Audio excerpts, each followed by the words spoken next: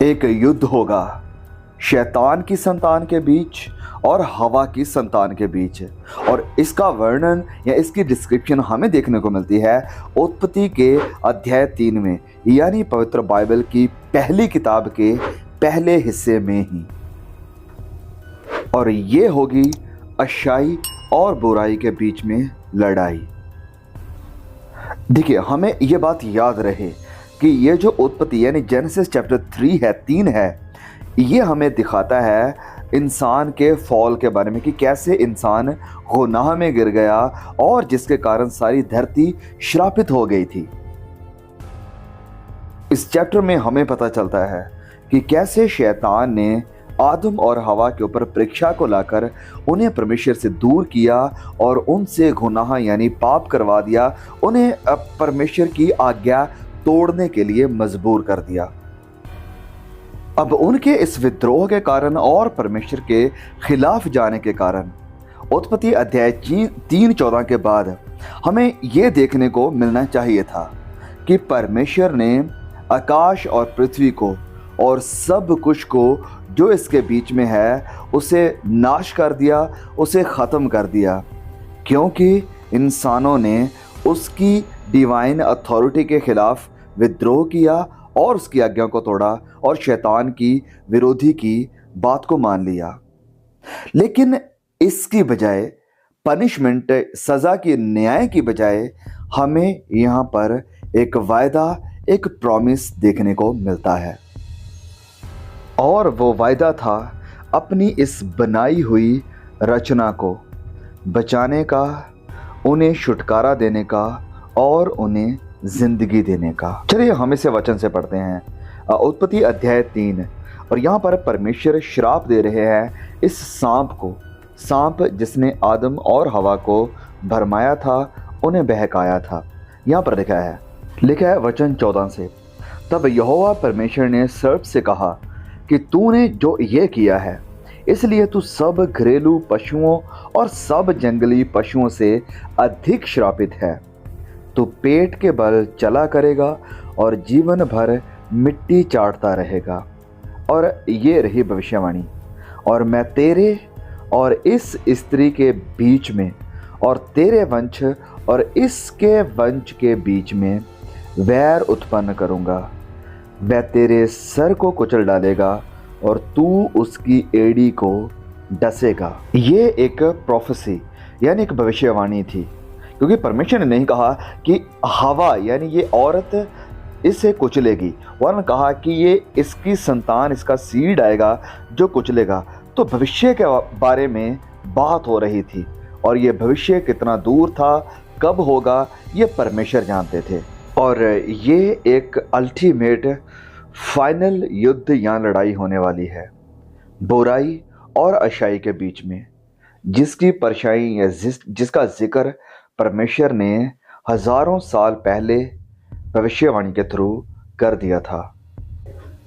हाँ, हम इस भविष्यवाणी को अपनी जिंदगियों में भी अप्लाई कर सकते हैं कि हम उस हवा की संतान हैं स्पिरिचुअली खुदावंद मसीह यीशु के थ्रू, और जो परमेश्वर से बैर रखते हैं, जो परमेश्वर का विरोध करते हैं और जो परमेश्वर के लोगों को मारते, सताते या शैतान की बातों के द्वारा चलते हैं, शैतान के काम करते हैं, वो उस सांप की संतान हैं।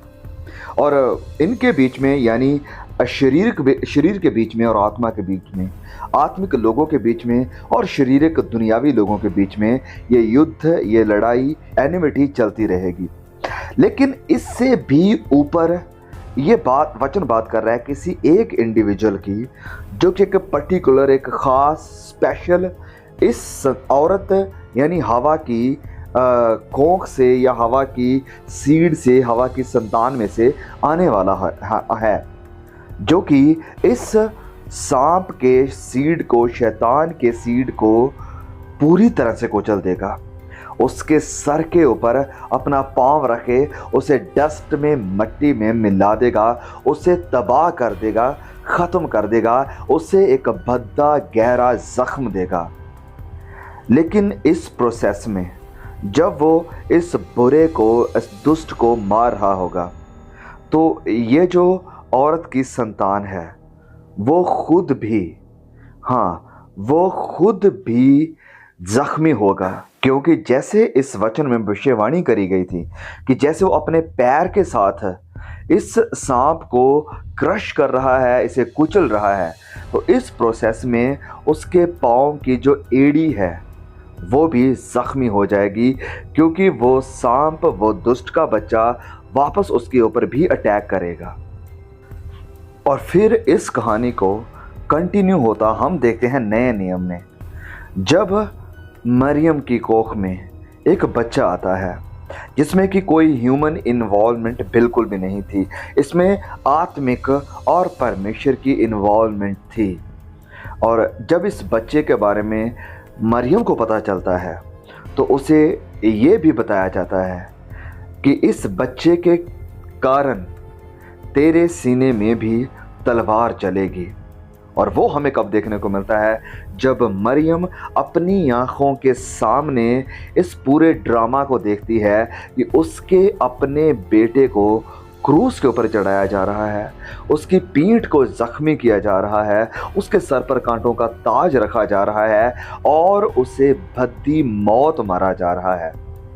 लेकिन इस सब के बीच में वो परमेश्वर की उस भविष्यवाणी को शायद ना देख पा रही हो कि इसमें शैतान भी इन्वॉल्व है। कैसे कि अगर प्रभु यीशु क्रूस के ऊपर अपना लहू बहा रहा है तो वो सिर्फ अपना लहू ही नहीं बहा रहा है, वरन वो शैतान के सर को कुचल भी रहा है उस क्रूस के ऊपर, और वापस शैतान भी उसके ऊपर अटैक कर रहा है। हाँ, पूरा इतिहास पढ़कर देख लीजिए, बाइबल का भी और इंसान जाति का भी। शैतान ने जब जब भी अपना काम किया है उसने खुद डायरेक्ट आकर नहीं किया है, उसने कुछ इंसानों को चुना है। वो चाहे इंसान फ़िरौन जैसे हों, वो इंसान चाहे पिलातुस जैसे हो, हेरोदीस के जैसे हो, उसने इंसानों को यूज़ किया है। इतिहास में देखिए, वो इंसान चाहे हिटलर के जैसे हो, जिन्होंने यहूदियों को ख़त्म करने की कोशिश करी, हमेशा से उसने इंसानों को यूज़ किया। तो उस वक्त भी वो रोमी हुकूमत को इस्तेमाल कर रहा था प्रभु यीशु को मारने के लिए, उसकी एड़ी को ज़ख्म देने के लिए। और इसमें वो कामयाब भी हुआ, क्योंकि ऑलरेडी भविष्यवाणी कर दी गई थी कि वो भी उसे ज़ख्मी करेगा, उसकी एड़ी को डसेगा। लेकिन शैतान ये नहीं जानता था कि ये सब करते हुए वो परमेश्वर के मकसद को, प्लान को पूरा कर रहा है। तो क्रूस के ऊपर प्रभु यीशु हार नहीं रहा था, वो जीत रहा था, वो विजयी हो रहा था। He was victorious, क्योंकि वो मर के जिंदा भी हुआ और अपने लोगों के उद्धार का, छुटकारे का, निजात का कारण भी बना। यह सुसमाचार, इस सुसमाचार का प्रचार अदन की वाटिका में कर दिया गया था, उत्पत्ति अध्याय 3 में, कि एक सेवियर आएगा जो शैतान के सर को कुचल देगा। उसने 2000 साल पहले कुचला और वो आज भी शैतान और उसके कामों को कुचल रहा है। क्या आपकी ज़िंदगी में प्रभु यीशु आकर शैतान के कामों को कुचल रहे हैं? अगर कुचल रहे हैं तो प्रेज गॉड, प्रभु यीशु आपकी ज़िंदगी में है, आपके घर में है, आपके अंदर हैं, और शैतान हार रहा है दिन प्रतिदिन।